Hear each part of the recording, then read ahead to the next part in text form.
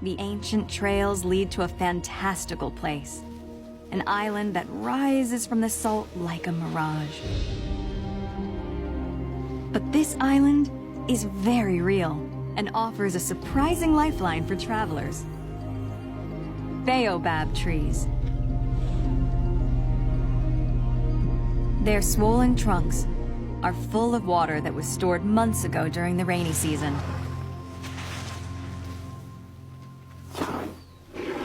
Gaia hopes the sap will keep her family alive for the second stage of the Salt Pan crossing.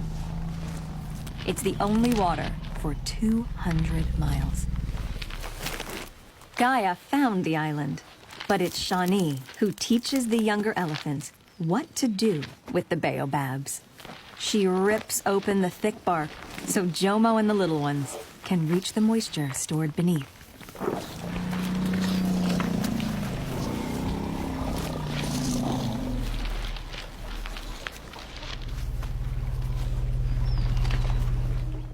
The shape of these trees on the horizon must have been a sign of salvation for generations of weary elephants. And beneath their boughs, bed.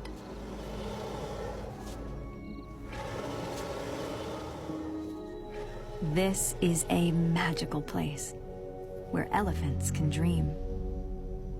Younger minds might be buzzing from the excitement of making this journey for the first time. Perhaps Shawnee and the elders dream of the time they were shown this island by their ancestors. Part of an unbroken chain of knowledge, stretching back for millennia.